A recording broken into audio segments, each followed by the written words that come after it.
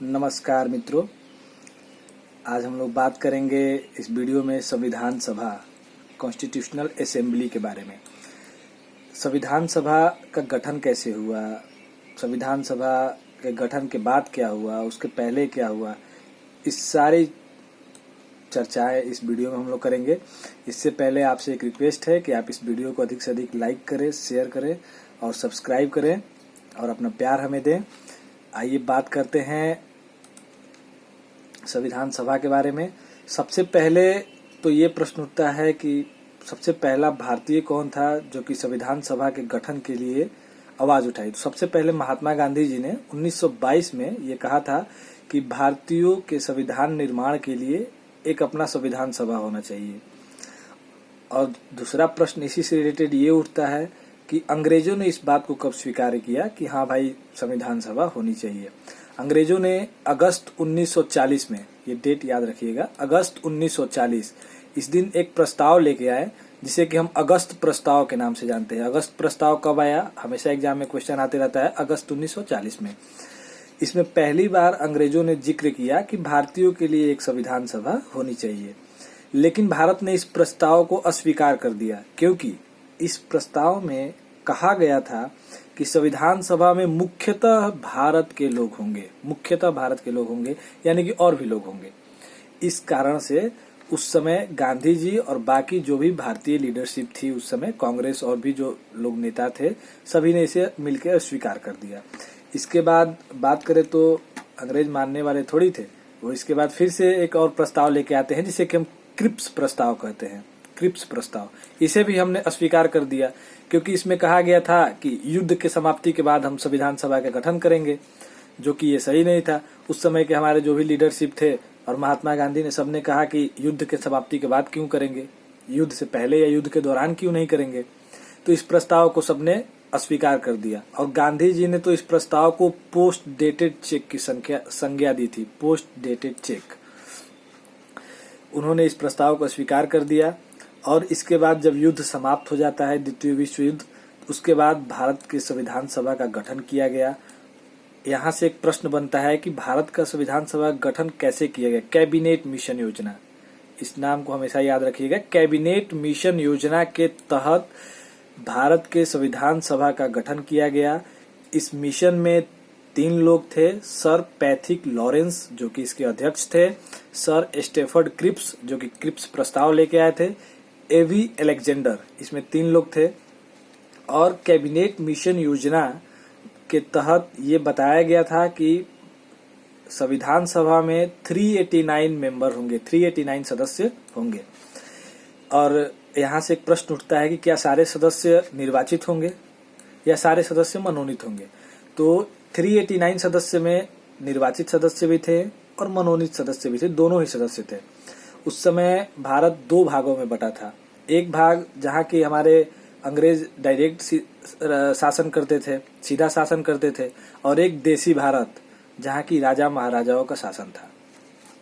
तो अंग्रेज भारत से टोटल 296 यानी कि 296 मेंबर को लिया गया, जिसे कि हम निर्वाचित मेंबर के रूप में जानते हैं। और देसी भारत से 93 सदस्य को लिया गया, जिसे कि हम मनोनीत मेंबर के नाम से जानते हैं कि मनोनीत सदस्य हैं। यहाँ पे 292 प्लस 4, ये 4 क्या है। तो जैसे अभी हमारे वर्तमान में केंद्र शासित प्रदेश यूनियन टेरिटरी है ना, वैसे उस समय 4 चीफ कमिश्नरी स्टेट हुआ करता था। चीफ कमिश्नरी स्टेट, ये 4 चीफ कमिश्नरी स्टेट से बाकी के 4 सदस्य लिए गए थे, इसलिए इस पे लिखा गया है 292 प्लस 4। कैबिनेट मिशन ने एक आंकड़ा दिया था कि भारत में, भारतीय संविधान सभा में 10 लाख जनसंख्या यानी कि 10 लाख पॉपुलेशन पे एक मेंबर होगा, एक सदस्य तय हुआ था।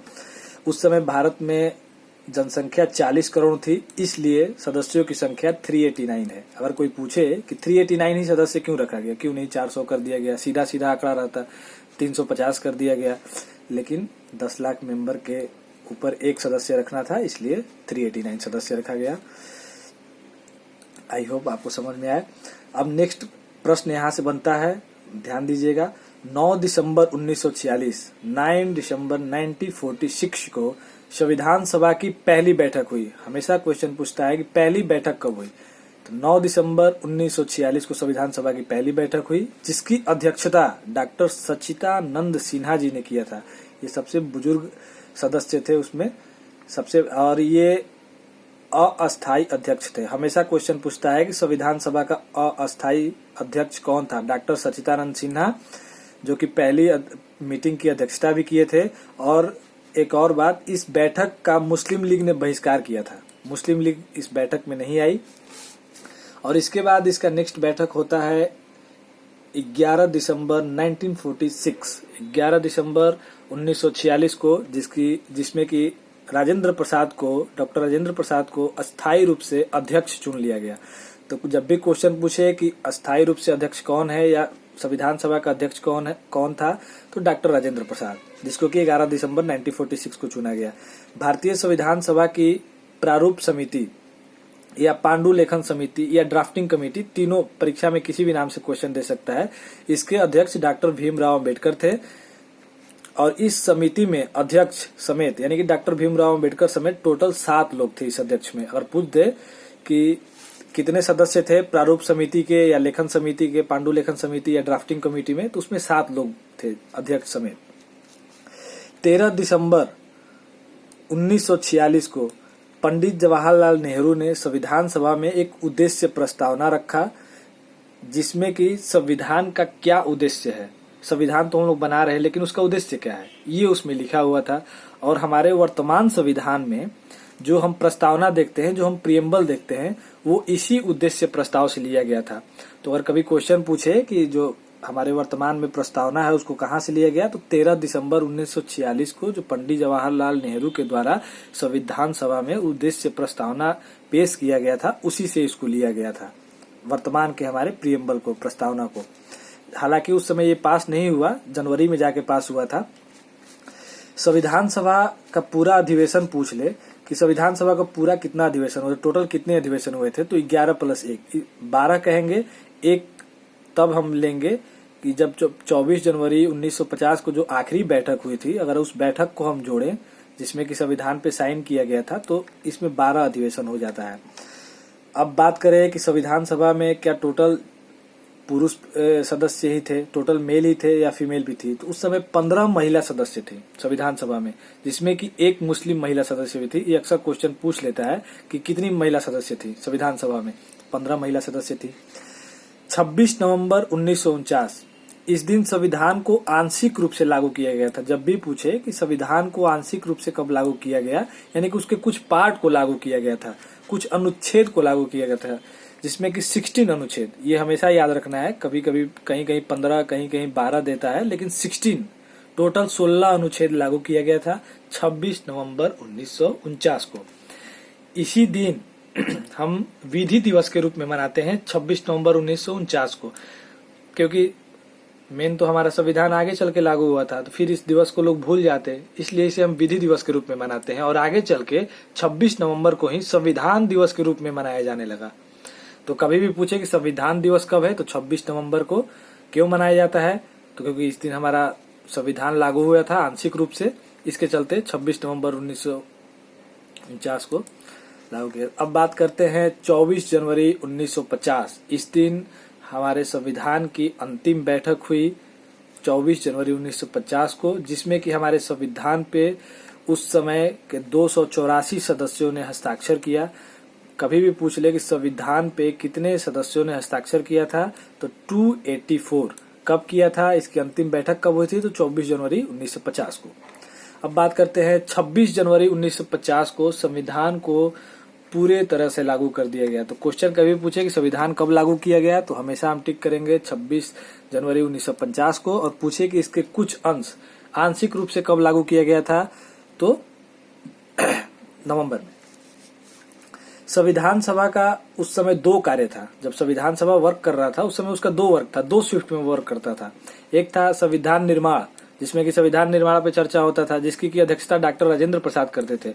और एक वो संसद के रूप में भी कार्य करता था, जिसका की अध्यक्ष जीवी मावलंकर जी थे, उसकी अध्यक्षता जीवी मावलंकर जी करते थे। और एक इम्पोर्टेंट क्वेश्चन हमेशा आते रहता है, हमारा संविधान विश्व का सबसे लंबा लिखित संविधान है, जिसको कि बनाने में 2 साल 11 महीना और 18 दिन लगे थे। सबसे लंबा लिखित संविधान।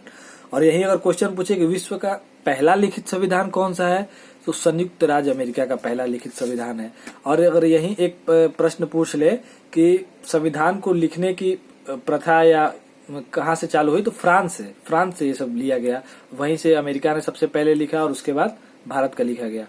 और एक इंटरेस्टिंग बात यह है कि महात्मा गांधी ने सबसे पहले बात तो किया था कि भारत का संविधान सभा होना चाहिए, लेकिन वो संविधान सभा के सदस्य नहीं थे। बहुत लोग कहते हैं कि महात्मा गांधी संविधान सभा के सदस्य थे। महात्मा गांधी संविधान सभा के सदस्य नहीं थे। उन्होंने सबसे पहले मांग की थी, लेकिन वो इसके सदस्य नहीं थे।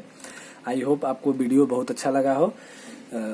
आपसे रिक्वेस्ट है कि आप इस वीडियो को अधिक से अधिक शेयर करें, लाइक करें, सब्सक्राइब करें। बहुत जल्द आपको हम नेक्स्ट वीडियो में मिलेंगे। संविधान सभा के गठन के बाद कैसे कैसे राष्ट्रपति किसको चुना गया, प्रधानमंत्री किसको बनाया गया, शिक्षा मंत्री कौन था, उनका वर्क क्या था, नेक्स्ट पंचवर्षीय योजना, और भी इसके बाद इसमें कौन कौन से अनुच्छेद को कहाँ से किस देश से लिया गया, बाकी के सारे टॉपिक को हम चर्चा करेंगे। आपको वीडियो अच्छा लगा होगा, लाइक करिए, सब्सक्राइब करिए और शेयर करिए, और अपने भाई को प्यार दीजिए। कुछ गलती हो तो क्षमा। जय हिंद।